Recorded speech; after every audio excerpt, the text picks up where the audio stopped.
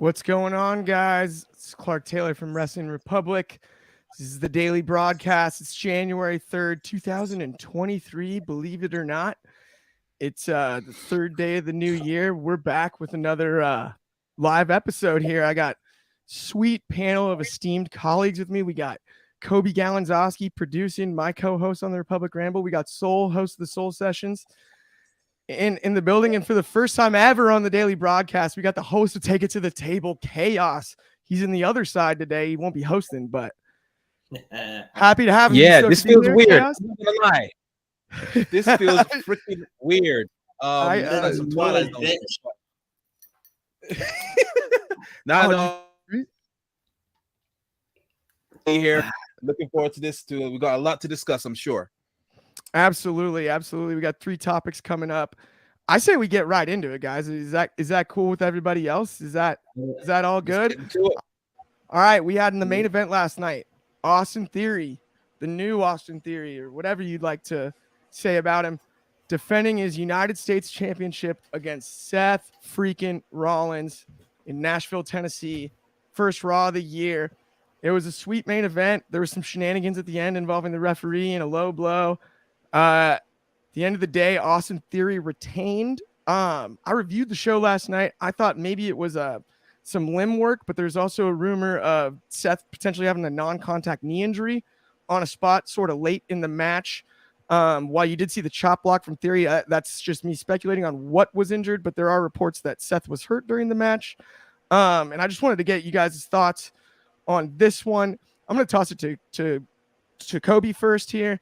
Coby, you watched Raw last night. Did you have thoughts on the main event and then potentially Seth's injury? Okay, so just to speak on it, yeah, like we know the match was going to be good. We know Seth and Theory are both talented in the ring. Seth's going to elevate Theory as much as he can because that's what Seth Rollins is going to be able to do as the wrestler. Seth did apparently tweak his knee. And there are the video of, he needed help walking out. He threw in the X. There's video of someone from ringside showing it, and Seth looked visibly pissed off that the doctors were taking a while to get to him. And then I also saw someone say, well, they were recording it. So I don't know if that's an angle for next week, if that's something we're going to see, because the camera was recording, the camera position was there. But at the end of the day, I think this is what was going to happen. I'm glad this match main evented. I'm glad this match delivered. And I think from a standpoint, it is somewhat shocking that it was the better match between this and then last SmackDown's star-studded main event, which we kind of thought it's going to be great. And then it was what it was at the end of the day, but it did deliver to me. For sure. Chaos, what did you think about it? Did you have a chance to catch the main event last night? Yeah, regarding the show, it was, the main event was pretty good. Probably, if anything, the strongest point of last night's Raw, because I thought like it was all over the place. Or in a better word, it was very mid. So shout out to MJF. The main event definitely saved the show. I didn't really realize that Seth was legit injured, but whilst Coby was speaking on it, I obviously looked into it, and yeah, it's looking, I think it's kind of legit, because even though cameras were rolling at the time, Corey Graves was fussing over him and telling people to go and help him. And it seems to be the same knee that he injured back in 2015, if I recall. Yeah. So it's I hope he isn't injured, because that'll be the worst start to 2023. I think something big is going to be planned for him at Mania and possibly even the Rumble. So yeah, I hope this isn't, because they're starting to lose people left, right, and center. AJ Styles is messed up. They can't be losing any people. So it's if he does miss it, if it does infect him to going into Mania, that'll be a huge blow to WWE, in my opinion. But yeah, we'll have to wait and see what they say next week, or even during this week anyway. So yeah, definitely, and we'll hope to hear a positive follow up, that maybe it's something minor, right? sprain or something like that. But the fear of that re-injuring that knee that in 2015, as Chaos said, would be that could be detrimental. And but I know, Soul, you didn't necessarily actually watch the main event, but I wanted to ask you, if it is a long-term knee injury, what do you think the impact is on him missing this WrestleMania, given how much he probably factored into the original plans? Oh yeah, no, fair. Yeah, I didn't watch Raw. I actually like sleep prepared to Raw. Fair enough. For Mania, it'd be a bit of a shame. I mean, I see it as a double-edged thing. You know, it'd be a shame because Seth's always been great in the ring and put on true bangers. And missing him at Mania would just be a true, shit, just basically losing him. But I'm also kind of glad because hopefully it's not going to be like what they've been saying. They're going to continue this Cody and Seth feud. I mean, we kind of seen like a good conclusion to that at Hell in a Cell. Why bother continuing something that's had a natural end? It's like Star Wars. It ended back in 2005. It didn't need to come back in 2017. But hey, you got to bring back what makes the money, right? But I mean, hey, I hope Seth's all right and we can see him in some capacity. Definitely. And okay. And so, by the way, to your point, I think I said a couple days ago on the show about the Seth and Cody rivalry. As great as the 3 matches were, the record's 0-3, and we all kind of know that, right? Cody beat him 3 times. It's hard to justify a 4th match. The idea, I think I presented the other day when we were talking about our wild predictions. I said, well, what if Seth were to win Elimination Chamber and they were to create a new Raw World title? That way, and Roman can be on SmackDown with the 2. And Seth beats Cody to the punch on bringing back the Winged Eagle belt, as Cody had stated he would like to do if he won the WWE Championship. Do you think that might have been a cool idea if Seth were to avoid injury? Or do you think it would have just been sort of maybe Cody wins the Rumble and it's thrown together again and we just get Cody and Seth again? What do you think they would have done if not for this potential injury? I mean, you might as well. I mean, just maybe Cody coming back at the Rumble, and then he's just like, Seth's like, haha, face me again. And Cody's like, bet. Bitch slaps him on the canvas and then goes to face Roman. So, I mean, hey, I'd be fine with that. But, I mean, you might as well just, if he's injured, keep him off and then have him, because Cody's going to win a title at Mania. It's just clear. That's just fact with all the marketing that's going into it and the wee promo video we had on Raw. I know that happened, and I saw on his Instagram as well. This man's winning a title at Mania, so why not have him be his first title events or something like that? Work into that one. That could be really, really interesting. Chaos, what do you think as far as how they might book Seth or Cody heading into WrestleMania season, given what we kind of know now after the promo last night and then Seth's potential injury? That's, I know, up in the air, but so we're just speculating. But what do you think they might do? I don't think they're going to run Seth versus Cody now, especially that the fact they're both baby faces. It seems like, there's no reason for them to that would be such a Vince move to like just run it into the ground. But logically, it doesn't make sense for them to really face each other now until Cody wins the title. The story writes itself. Cody wins the Rumble. He's, we're going back on those sort of regarding the promos. I really don't. I don't know why, but I really don't like this stuff that they, as if we've forgotten about Cody. I would rather it be, no promos about Cody. He'd be a surprise entrant and he wins the Rumble. The way that they really hyping it up is a bit like, they really it's like it's telegraphed. Yeah, it's really weird. I don't really like it, how it's like this comeback thing, and I just it should be more organic. That you miss him, you forget about him, and then when he does show up, it's more impactful in my opinion when it comes to Cody. And then he wins that Mania, and then Seth will be a natural opponent. Definitely, I'll be fine with that after Mania.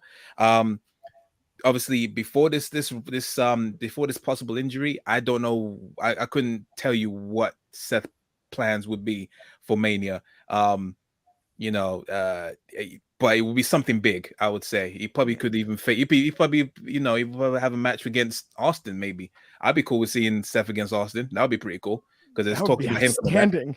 Yeah. So in Hollywood and on the marquee, how good would that one look next to each other? Rollins, Austin. That is a great call, Chaos. I didn't even think about that, especially since given how well the Owens match went last year.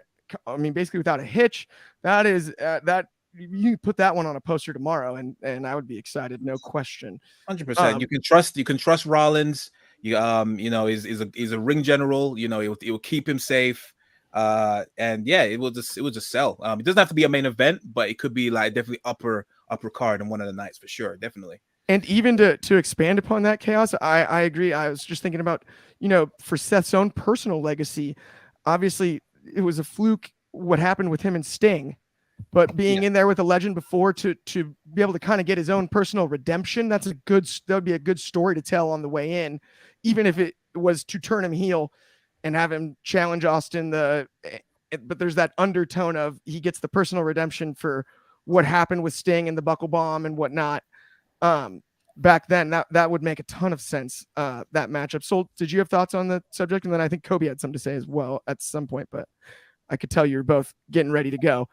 No, I mean, hey, imagine if like your situation happens and Rollins somehow wins the championship or the new belt at Elimination Chamber, brings back the Winged Eagle, and he's like, hey, Austin, let's fight for the belt at Mania. Then Austin wins and just brings back the Smoking Skull belt just to screw with everyone. Just for fun.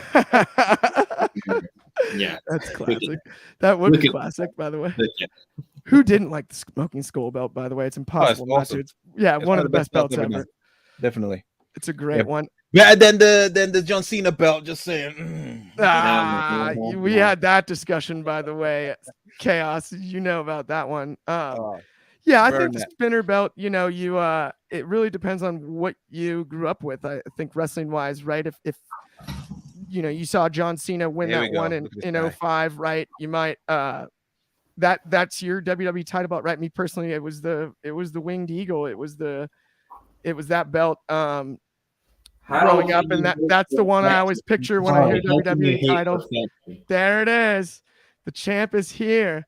Oh, come on. This thing is a beauty. I can't believe people really have a big vendetta. It's a wank pheasant of a title. That's what it is. It is. It's specific to Cena, and it was a little odd how many other people carried the spinner belt, after I understood it after. By the way, little extra trivia, since this whole cruise headed into Mania Hollywood this year, has there been one since? I think WrestleMania 21 was the last Mania Hollywood, and that would have been Cena defeats JBL for the undisputed title and then brings the spinner out. That's the last time they were in Hollywood. Well, it's the inception of the spinner. Written in the stars, the spinner's coming back. Absolutely. Well, yeah. So, I guess aside from the championship belt talk, that it's fun. It's fun, of course. But I think the part that doesn't add up is you're not going to have Roman have two matches at WrestleMania. Cody Rhodes winning the Royal Rumble for what? You're create. I want to visualize it as you've made the rectangle puzzle, whatever, and you're throwing in the piece that fits, but it's a different image. The Rock and Roman is clearly the ideal plan, and unless The Rock pulls out or something and nothing ends up happening, Cody Rhodes winning the Rumble makes no sense. Wow. From a statement of that, I almost think they're running the Cody vignettes to make you think he's going to win the Rumble, to make you think he's going to get to that point. Because I think the ideal position was we were going to get Seth and Cody be the Iron Men of the Rumble. They were probably going to be 1 and 2. That logically makes sense. But with Seth being injured, Cody winning the Rumble doesn't make sense to me. That's to me, the only person to make sense is The Rock. But then that's a double-edged sword. Yes, it makes sense because Rock and Roman's the biggest match you can have. And then it's also, you're giving the Rumble to The Rock. He's an established star. The Rumble should be used for non-established stars. Yeah. And blah, blah, blah. It's the double-edged sword, but I don't think it adds up if Cody wins the Rumble. And because they did just book Brock and Edge to win, to your point. Yes, that too. But even then, if you look at it as this, unless Roman is getting stripped by Adam Pearce, because Adam Pearce is continuing to get angered by the blood. Roman's calls, because Roman calls the shots, sending the bloodline to have those hostile takeovers, which makes sense from a writing standpoint. Adam Pearce stripping a title from Roman hurts Roman. Like, probably. That's why in a lose-lose situation at the end of the day. That's why personally, I don't know where to go. My thought, Coby, is that you combine the two belts that Roman's currently carrying into one, and then introduce a la 04 with Evolution and Triple H and Bischoff when he brought out the big gold belt and just presented it to Triple H on Raw. A situation similar to that where you combine the two belts on Roman's side into one new big cool belt, whatever, and then you introduce a new world championship on the Raw side. You almost just can kind of gloss over the stripping Roman of one of the belts. I don't think you necessarily need to do that. I think you combine the two belts on Roman instead of stripping him of one and having someone else win it, or having him lose one of the two. I think the way to go is... The thing about the belt thing, it should have been done months ago. Why is the point? What actual point is there doing it like a year later or after Mania when he's had all the two belts? And he's just like, let's just... a very good point. When I've defended both belts and had both belts carrying around, it makes absolutely no sense. They really just shot themselves in the foot with having Roman win both titles when he's meant to be drawn. I mean, they did the exact same thing with the Undisputed title, by the way, back in 2004. Oh, 100%. Identical. Well, like we know what it is. This Vince McMahon was a reactionary thing. He wants the shock. He has no end goal in mind. He never did. And to sell more tickets as well. Like Mania was exactly. Sell more tickets. Like I said, for like even then, from a presentation standpoint, from Roman Reigns being able to raise both belts to raise one, it's a downgrade from a presentation standpoint. It makes it. I don't want to say it makes the title seem less important, but from a presentation of Roman's the king of the world, both world titles, he's the top person of the company and all in the wrestling world. That devalues his presentation. I don't know. I mean, I think you can agree on that. It devalues. I don't know necessarily that it does if you make a bigger deal out of the new belt. I think that was kind of the first time they did it, right? You had the Winged Eagle and the big gold belt was what Jericho won at WrestleMania 18. Lost at WrestleMania 18 to Triple H. Then they shortly thereafter introduced the Undisputed title. I think there's a way you can play it where you're going like, this is one championship, but you make a big deal out of the new belt for belt sales. I think it is a balance. It's not an absolute there. I do agree with a lot where you're coming from. The two belts look with Heyman holding one or him holding the one up and the other one around the waist it's electric, no doubt. But I also, for the sake of the show on Raw, I think that might be your most direct route to getting a world title back on Raw without hurting anyone. But let's definitely move along. We spent a bunch of time on Raw there, and there was an interesting quote from Eric Bischoff last night about NXT outperforming AEW in the ratings. Boy, if I was hosting this, I would have like all my memes on here, I just pretty much just like put my Jose Mourinho one. Is it I mean, it's comical from a standpoint, but I do want to read it because at the end of the day, the headline of Eric Bischoff predicting it can be misunderstood, can be all that. We want to talk to the exact quote that he said on his 83 Weeks podcast. So this is what it is.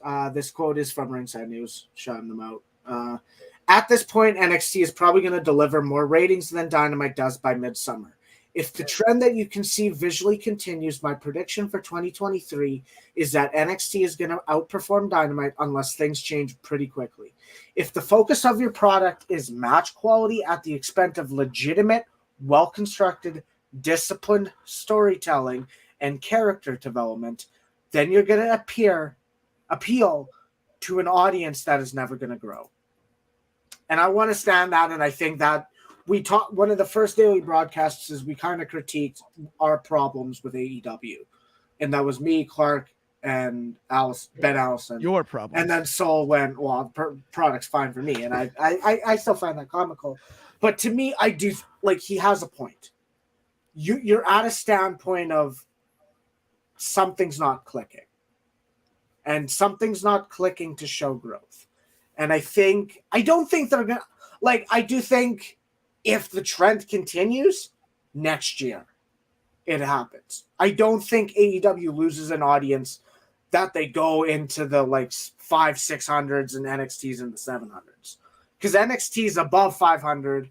They're like, I think they had one in the 400 a couple months ago, but they're genuinely in the 500s, 600s, and they're a good show is in the 700s. But like AEW, I don't think AEW goes below 700 this year. That's my comment about Eric Bischoff. This quote is coming from a guy that pretty much ran a multi-billion dollar company to the ground. I nearly did it again with TNA. And then he did it again with TNA. It again. I mean, I'm sorry. Like, I'll say it right here. I mean, look, Eric Bischoff is a legendary man in the business. What he done for WCW in the 90s and the early days of the NWO, but that's why we have live wrestling, right? Yeah, exactly. He's done a lot of good stuff for the business, but when you look at the bad, are we really going to take television rating advice from a guy who nuked a company to the ground and then went into another one and made all unnecessary changes just out of spite? I mean, look, I think that I will say this: I can absolutely see NXT possibly beating Rampage beating Rampage in the ratings all year. I could absolutely see that. Yeah, with their time slot, they already do. Yeah. I mean, look at NXT. You might as well call time NXT, slot for sure. Yeah, look, you might as well call NXT NXXXT with like how much sexualization goes on that goddamn show. Yeah, making arses, getting slapped. I mean, have you seen what some people wear on that show? Jesus Christ, you might have an age restriction on that shit soon enough. But I mean, look, Bischoff can say whatever Bischoff can say. I mean, I wouldn't take his advice too wholeheartedly. The only way that AEW will go down that hill is, like you said, if it goes down the Eric Bischoff route and that people take creative or just let the inmates run the asylum. In terms of the match quality, it's still strong as hell. At the end of the day, NXT right now is still a developmental, and there's a lot of people that are still green as hell, and have like characters that only worked back in the 90s and just comical stuff.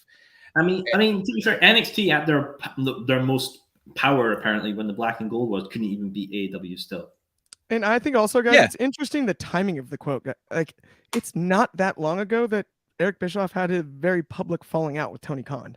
So I mean, there's no right. That's some weird and that's not to say that that's where that came from, but that was not that was pretty darn recent. And for him to then turn around and say I'm not saying it's a throwaway statement coming from Eric Bischoff, given his credentials, but it does seem a little bit flippant for him to say something that put his name on something that wild.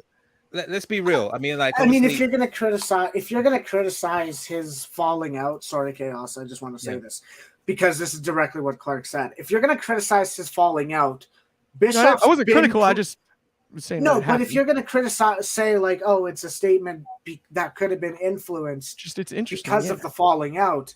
Bischoff's been critical since day one.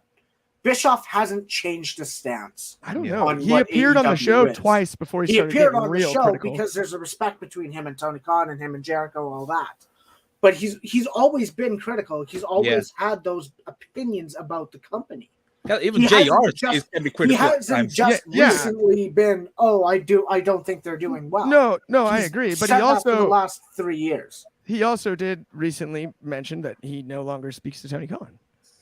He did do that, but he's been saying this stuff for the whole. I didn't say that like it 100% did. I just said the timing's interesting. I don't know. Okay. I wasn't trying to make a big claim there. But anyway, Cass, what were you gonna say? No, I mean, obviously, let's be real. I mean, obviously, AEW hasn't been as strong as it was. Like out of all the 3 years that they've been there, last year was definitely the latter half of last year was definitely their weakest since their inception. Let's be honest, since CM Punk has left. But I don't think it's in danger of, dumb booking. For the most part, anyway. or to the fact where I'm just gonna be like, oh shit, it's the beginning of the end. NXT ain't that great. Like it has to be really bad. AEW has to be really bad for NXT to actually beat them in the ratings and be more successful. It has to be really, really bad. Really, like take a downturn. Worse. As the AEW fanboy, I agree 100%. I'll even say like this, like 2022 probably had the worst Dynamite and worst pay-per-view of the company's history with All Out and that one with the Shark Week, with the Shark Cage one. That Dynamite was pretty. Yes, yeah. There. I don't even know if that was the worst Dynamite of the year, but because I didn't. Dude, it was fucking terrible. It wasn't good. Well, the match was terrible. The whatever, what was it? All barbed wire match or something. It was barbed wire, and then they were in the Shark Cage, and but yeah, I think they had Full Gear, which was the best pay-per-view of the year, but then they had two shitty pay-per-views in All Out and Double or Nothing. Because Double or Nothing was another animal. Was that my top worst? I disagree. All Out, Double or Nothing was in my top 5 worst. I ain't gonna lie. Double or Nothing was as bad. Yeah. I'm gonna say All Out in person. I may be biased on that. I don't think was as bad as the perception maybe coming across on TV, especially given that any kind of positive headline that was going to come out of it was grossly overshadowed by what happened in the press conference. Even I had All Out on my. No. I'm not saying it was the best ever, but the crowd was scorching for the Acclaimed and Swerve and Keith Lee. Okay, scorching for the main event. And they still didn't. Scorching for the MJF return. I get it. I'm not saying it was all-time best. What I'm saying is I thought the reputation of that pay-per-view was overshadowed slightly by what happened afterwards, because any kind of positive reinforcement about any of those matches didn't happen for about a month later, because we were talking about the CM Punk press conference and the brawl. Then it was all of a sudden like we looked up as things began to happen towards Grand Slam, and it was like, oh wait, that Acclaimed Swerve match was really good. And things like that. There was more positive in that pay-per-view than I think the initial perception was coming out of it. Yeah, to be fair, even with like the Acclaimed match and MJF's return, and even maybe to extent Punk and Mox being really good matches, they had 3 really bad squash matches, and for sure the Casino Ladder match was basically just a trope for MJF's return and wasn't really anything because he had people in the same factions fighting each other. Right. It still wasn't a good pay-per-view. I still, even being the big massive AEW fan, I can admit that All Out was definitely a very, very miss shot. Yeah, even if that brawl never happened, it still wasn't as strong. As it should be. I agree. I'm in agreement on that, by the way, guys. I wasn't trying to say, it was strong. I'm just saying, I think that we were really harsh on that one because of the brawl, like especially compared to some other pay-per-views. Right. But even then, you can think of it as what was the press conference? The press conference is a part of the show at the end of the day. Mm-hmm. Except for it's the only part without the crowd. The main show, and there's the press conference. As a fan, I'm gonna group that together. You can if you want, you can if you not. Well, so then I guess I would say in a football game, is the press conference a part of the game? I would say it's a part of the game. Yeah. Okay. People do critique that a lot. If you watch the press conference or not is another choice. But at the end of the day, I think that's the general presentation. As a presentation of Team A versus Team B, you're going to have. I think most games do have some form of kickoff. They have the game, and then the press conference is still a part of the show. Absolutely. I don't want to say a part of the show, but it's still a part of that event. It's like the epilogue. And like that's the thing. Like no. I'll say it this way: the best built matches of the show in Powerhouse Hobb, Ricky Starks, Christian Cage, and Jungle Boy. Like the best built matches were squash matches. Yeah. You had Tony Storm win in a good 4-way, but that sucked the life out of the crowd because they were so behind Jamie Hayter. Yeah. The Acclaimed losing at All Out wasn't the best. Wasn't a good choice. No, and I wasn't gonna try to argue with you on every match on the card at all. I was just saying. No, I know. I'm just saying from a standpoint of. I remember I was there, man. The show as a whole, I don't think it was a good show. But I hear you. No, neither was Double or Nothing. But for sure. No, that's I gotcha. And next show we'll go over all the NXT pay-per-views from last year. I'm kidding. They were enjoyable. They had good stuff. Whoa, relax. Hey, they do. We're going to the next segment. On that note, closing segment of the day, pretty much. Will Ospreay and Kenny Omega at WrestleKingdom. Let's get did we see the press conference? Do we have predictions? Promo of the year candidate. Promo of the year candidate. And that's an early candidate, by the way, right? Does that count as 23? That's real early. He got on the board early. But so I know you've been chomping at the bit to go first. Finally, I gotta hear your thoughts first on this start press conference, then go prediction. What are you thinking? Yeah, this was promo of the year. The only other promo type thing I could see topping this is either Roman versus The Rock kind of promo, or Punk coming back and saying a promo against the Elite. That's it, because this was fire. This was like true heartfelt feelings from Ospreay of being stuck in Japan with no crowd sort of thing and like clapping, stuff like that. And then he's got that taste of when he went to AEW and got the real crowd experience back. He's been chomping at the bits to say this stuff. This is like frustrations about him, the company, Japan, and Kenny and AEW about basically being sidelined and having all these great matches, and then all the people care about is just the shows with like the controversies and the crowds. And honestly, I think Kenny and Ospreay are going to tear the goddamn Tokyo Dome down in a couple of hours. All in all, I'm excited for WrestleKingdom to see what happens with potential spoilers of people appearing and Okada versus Jay White. I mean, we've seen it before, yeah, but still, it's Okada and Jay White, banger after banger. FTR's on this as well. Kairi's going to be defending the New Japan Women's title. Everything's going to be banging about this WrestleKingdom, and I'm sucked. I'm working, but I can't wait to hear what's going to happen. Absolutely. Chaos, did you have something on this one, obviously, or you have a prediction, by the way, Soul, before we finish off here?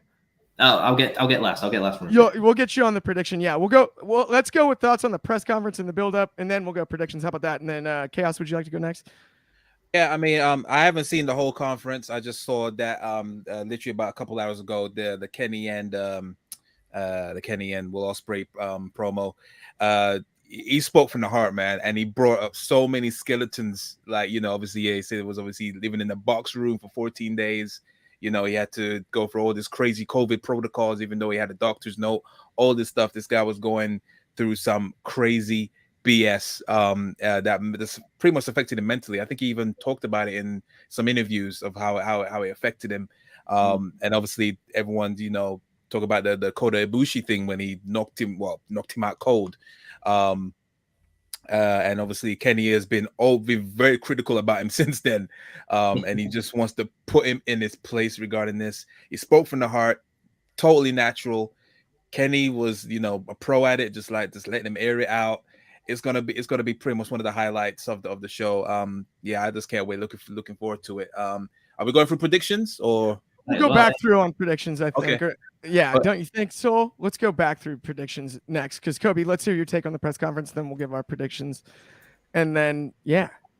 Yeah, so I saw the video of the clip of Ospreay butting heads with him.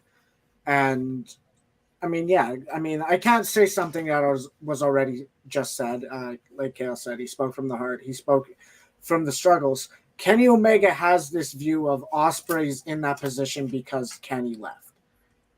Ospreay has changed his style tremendously from the Super Junior, flippy, dive, suicide dive, super kick, kicks, all that stuff. And he's really adapted it and changed it. And he's one of the best wrestlers in the world today.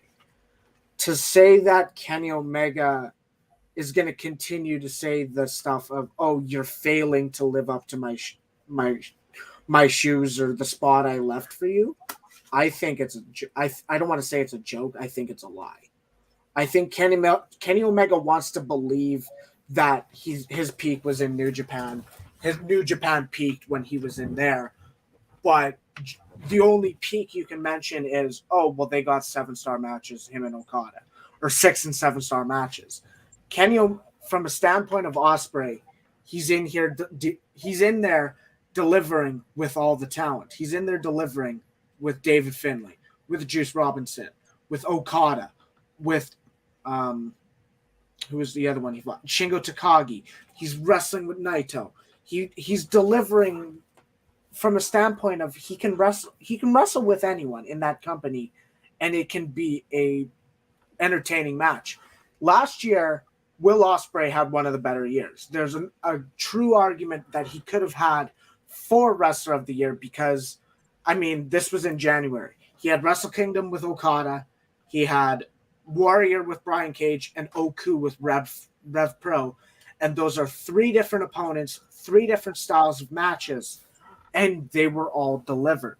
Ospreay. What about him against Orange Cassidy? Mm-hmm. I was just talking about in January. Oh, those sorry, my bad. Those were all in January, and this is Anthony Ricciardi's favorite argument of those 3 matches. But Will Ospreay is at the top of his game. He's much younger than Kenny Omega. Mm-hmm. Kenny Omega, I think, is going to need to step up. He's delivered what he's delivered in trios action since returning. As a singles wrestler, this is going to tell whether or not he can still go. I think he can. I'm not going to say he can't because I do believe he can. I'm not going to say he's a show of his former self. He was in the summer when he returned early. But now I think he is I don't want to say he's at his peak in AEW, but he's delivering at the same level. But I do think Ospreay has filled his shoes much better. All right, so just to kind of go backwards, just for fun, I will say my prediction first, then Chaos of the Soul, just for. Oh no, I was going to give my take on the press conference, but you're good. Oh yeah, you can. Well, if you had to take. Who cares about cards? No, I was going to say, I didn't know if you had. No, did you want to host too, Kobe? I'm kidding. I was down.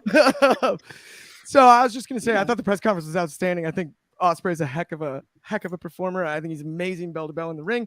I've been most impressed with his mic skills on this one and a couple others of late. I in the past wasn't as impressed with him as a promo.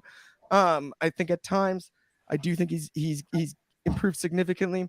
I understand where you're coming from on the Kenny Omega stuff. I will say we can't forget that a lot of the work that Kenny put in New Japan at that time did lead to the inception of AEW, and I think that's a very unique situation, obviously, with him being an EVP, but to have your fingerprint directly on starting the second largest promotion in the world, basically, I think that credential speaks for itself with Kenny. So I actually do buy the build that we're looking at 2 guys that have been in the face of a company, and I think that promotionally makes more sense than Will Ospreay being so much better than Kenny or whatever. I don't think Kenny necessarily needs. I think by the nature of the matchup, Kenny will step his game up.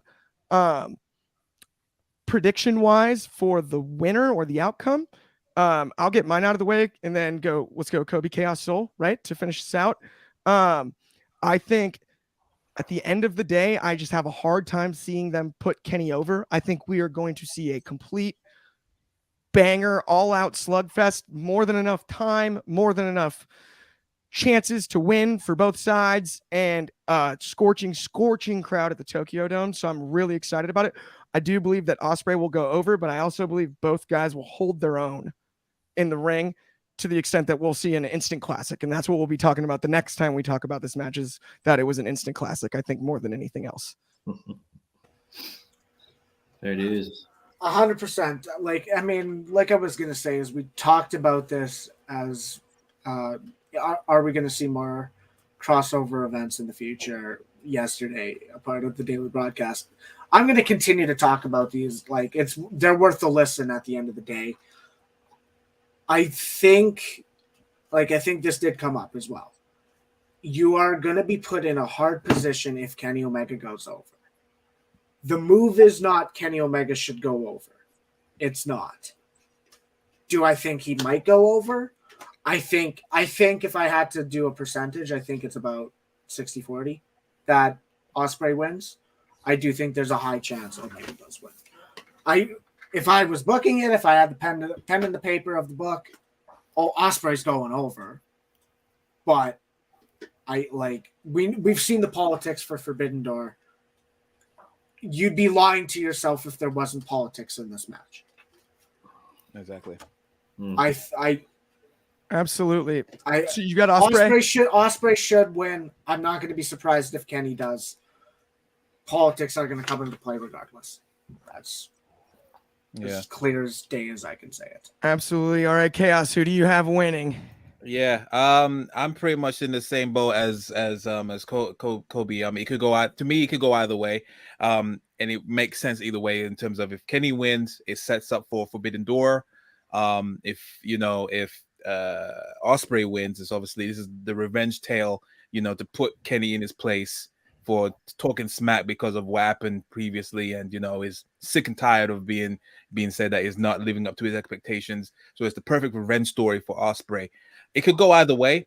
I'll be fine with either one. I don't know if Tony is cool with having two different. Well, I know he owns one of them, but obviously, having all these multiple promotions on AEW is I don't know if it's a bit much. I mean, did Moxley even promote the US title on AEW that much? He didn't bring it out. He did have I think a match. He brought it out a couple times. He had the match with shoot, it's gonna bother me. He had the match with Yuji Nagata. Yeah, on Dynamite. Yeah, Yuji Nagata. Thank you. Yes, and that was when he debuted Wild Thing. They did this special. Yeah. But I think, and then they did the Kenta follow up to. Yep. I think that was kind of a straight swap. So Kenta then attacked him, and then they had the match in Japan. Yeah. I remember now. And then he had a match against Carl Anderson and Lance Archer for the belt. That's exactly right. Yeah, he defended it multiple times in the later half of his reign. Oh, wait, and wasn't the Texas Death Match with Lance Archer for the IWGP United States? Yeah. Okay. Oh my goodness. Sorry. By the way, I'm glad you brought that up, Chaos. That's kind of fun. Yeah. So it's okay. So he's fine, kind of brandishing New Japan and whatnot. But yeah, it all depends. There will be politics involved in this. Pretty much to set up Forbidden Door, probably. But yeah, me, if I really had to choose, I would say Will Ospreay for the win, for sure, definitely. Goes over. I like it. Yeah. Soul, let's hear your prediction. Will we go forward? The real deciding factor on this is the location of two individuals. Where the hell are the Bucks? Because if they're in Japan, I can easily see them coming out and screwing over Ospreay to get the belt on Omega. If they're not there, then Ospreay's going to win 100%, a single one-on-one. But if the Bucks are there, they could screw out Ospreay, and he gets the belt, and then we could get maybe like a Ospreay United Empire versus the Elite situation at Forbidden Door for the 6-man AEW titles if they win them off Death Triangle. Yeah. I mean, but that's a great call. I think, as you brought it up, if the Bucks are there, which I think they recently just said Matt Jackson's not going to be there for Dynamite. I actually no spoilers, Coby. Well, that's not a spoiler. That's so he did say I'm taking off next week. I'm not going to be in Seattle, obviously, he's not going to be in Seattle, obviously, or the Tokyo Dome. So he's not going to Japan based on that statement. Yes, he could be lying at the end of the day. It could also be the other way. We could have multiple forms of United Empire interfering against Kenny Omega. I think this is my personal opinion, if you're going with shenanigans like Grado Khan, Aaron Hanare, and other people, Jeff Cobb and Aussie Open showing up, or the Bucks, I think it ruins the match. But so did we get Soul's official prediction though? I mean, I've said, like, if the Bucks are there, then Kenny's winning. If the Bucks aren't there, you gotta pick one. Are the Bucks there or no? Yeah, you gotta take a stand. Are the Bucks there or no? Goddamn Harrison, you bastard. Fine, I'm gonna say I want Ospreay to win. 4 for 4. All four for on the show tonight. Picking Will Ospreay to go over to Kenny Omega tonight. I think we're all in agreement, though. It's going to be an exciting match no matter what. And yeah, no spoilers, please, because it's going to be on at 6 a.m. over here. 6 a.m. for us. I'll be working while the results are being posted. Yeah, Chaos. It's at midnight for me, so don't worry about it. You get to know how we feel watching Dynamite and Raws and Smackdowns. I'm in the middle. That's a good point. That's a That's a very good point. So, well, I think, by the way, that's going to wrap it up for today's show, guys, unless anybody else has one final point they want to sneak in. And I had one more thing to say before we go off there, if that's cool. But so if you saw the highlights from last night's Monday Night Football, Damar Hamlin for the Buffalo Bills collapsed on the field, and due to cardiac arrest and was rushed to the hospital. It was a completely tragic scene. I just wanted to ask, please do not share that clip, guys. It's terrible for everybody's family. And from all of us at Wrestling Republic, I know we're a wrestling show or whatever, but like best wishes and prayers for Tamar Hamlin, for a 24-year-old kid. That was one of the most horrific things I've ever seen in sports in my life on TV. And we just wish the absolute best for him and his family and his teammates and everybody involved in that situation. And so thank you so much. And then I guess actually the one other thing that I would say about that situation too is if you'd like to donate to Tamar's charity, it's the Chasing M's Foundation Community Toy Drive. And you can find that one on GoFundMe. And so, yeah, that'll be all for today, guys. Thank you so much. Everyone, wait. Oh, sorry. Got one more, Chaos. Quick. I want to kind of rant on quick. Say, regarding Raw last night. What was everyone's thoughts on the Alexa Bliss situation with Bianca Belair? What was how that went down? It's been very divisive, but most people think it sucked. Okay, so I mean, you can take this on multiple ways, and I mean, the show's over. This is us going for a little bit of extra time. Yeah. There we go. The show's over. Put it that way. Yeah. If you want to listen to us talk about Alexa Bliss and Bianca Belair, continue. Yeah, stay on. Yeah. The match itself was weird. There's a lot, like, I mean, if you're looking on Twitter, there's a lot of, Bianca was calling her spots. Yes. Alexa's trying to sell. Yes. Like, you can take that either way. Like, is Bianca trying to rush or is Bianca mad? We saw Alexa Bliss. I think her nose ring got ripped off, and that's why she was bloody. She had blood coming from her nose. I think the blood was a blood capsule when Bianca got DDT'd on the steps. I think so. This is the thing. I liked the match. I liked the result because it was the right move. You weren't going to do this match, do whatever you were going to do with Alexa Bliss and not have a rematch. In terms of Alexa Bliss and Bianca Belair, the last time we saw them in a ring was Rumble 2020. And it was, they had good chemistry for the Rumble. They were doing good stuff. At the end of the day, Alexa Bliss is one of the top stars in the company as a women's wrestler. For her to just have a match on a Raw, it would suck. Or for her to just have a championship match in a championship rivalry on but on a Raw and not do anything to a pay-per-view, that would suck. I think your perception of it is hit or miss because you either like the Bray Wyatt stuff, you either don't. You like the Bray Wyatt, you like all that stuff he's doing. I think it's picked up recently, and we've said that before on the daily broadcast a couple times, or on Saturday with Ignacio. And then you can either like it or you hate it. Bray Wyatt's target demographic is the Bray Wyatt fan. I think Alexa did some of her best work with Bray Wyatt. Wait, what? Before. Kobe's a huge Alexa Bliss fan. I'll say this. I think they need to pull the trigger on it and decide between whether she's going to go with the new music and all that stuff or she's going to go the Bray Wyatt route. They just need to make a decision, drop the hammer on that. Chaos, I know you're giggling, so I got to hear your take on that because but I've heard stuff like this for a while on the Alexa thing. I'm in agreement on it. I don't think it's near her best work. I also don't think necessarily them going back from it was her best work either. So I mean, at least it is something different, but let's hear your thoughts on the Bray and Alexa situation.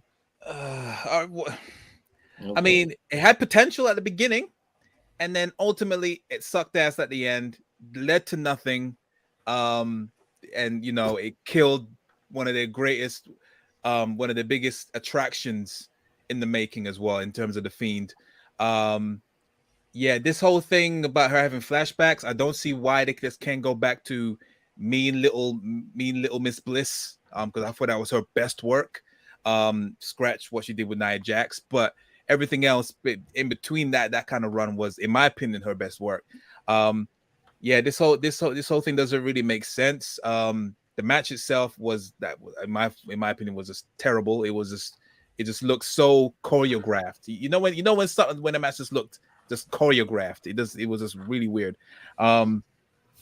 But yeah, it's I don't know. It's I don't know where they're gonna go with this. Is this still? Are they still? Do you think they're still going with the stable with her being the hench person? It's confusing to me because they don't even have enough baby faces in the women's division. So if you're gonna have her turn into a monster heel like that, I mean, what are you doing? And as a singles competitor, who do you even match her up against outside of Bianca and Becky? And both of them are on Raw. I get. I have no idea. Soul, did you have one more thing to add?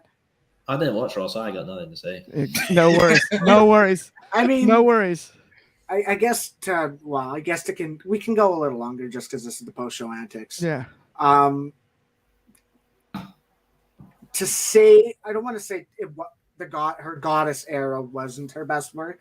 She was good at the moment, and even then, from a writing standpoint, the Nia Jax rivalry was good.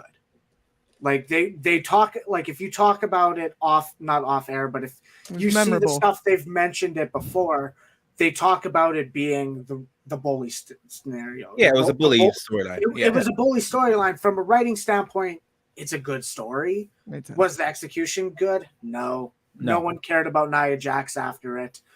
Nia Jax had her few minutes of fame in those months. She had the match with Rousey, then Bliss cashed in, all that. I think Alexa said it before, and it was on, I think it was BT Sports, or in alignment with BT Sports, and she said it. She doesn't want to devolve her character, and that she doesn't want to go back to something. That's why, with coming out of the therapy stuff at the beginning of last year, and then they kind of just brought her back and put her in a position, they didn't know where the evolution was going to go. But to bring her back just right to goddess, it's a step back. Like she wants to have a linear character progression, and I do like that from a standpoint of always having something new to offer. This ain't new. She did this already. But we don't. But we also don't know the character. We know she's doing the dark stuff, but we don't know what her involvement is. Is she doing this for Uncle Howdy? Is she being haunted by Uncle Howdy? Is she going to be used to continue to target Bray Wyatt? We don't know. From a standpoint of what we've seen, there is some newer stuff. And I guess from a standpoint of, yes, she's kind of getting haunted by the images and it's having some effect on her. They're definitely telling a story, right? Old. I think at some point they just got to pull the trigger. It's one or the other. You know, she's either going to do it or she's not. And it's been so long. I think it's time to just, right? She's either going to lean into the whole thing and it's going to be, she's going to be horror movie Alexa, or she's not. I mean, you can think of it this way. It's the long-term storytelling that we've been waiting for. I get it. They're progressing slow, and that is a criticism with the Bray. And I don't want to extend this much more, but you could also argue it's been stop-start, right? As much as it's been long-term. But yeah, so let's wrap this up, guys. From everybody here, Wrestling Republic, all four of us. I think we had a blast today on the show. It was a good time as usual. We'll see you tomorrow, Wednesday, I believe, same time, same place. Maybe not the exact same crew, but I think it's me and Ben tomorrow, maybe. And I don't know, Chaos, you available? You want to join? I think it's just. I wouldn't say no. It depends. Yeah, you're in. If you want Soul, I know you work tomorrow, correct? I'm working, bro. I love doing this on air. This is little backstage stuff. You guys have a good one. And that's it. Let's do it. Cheers. Thanks.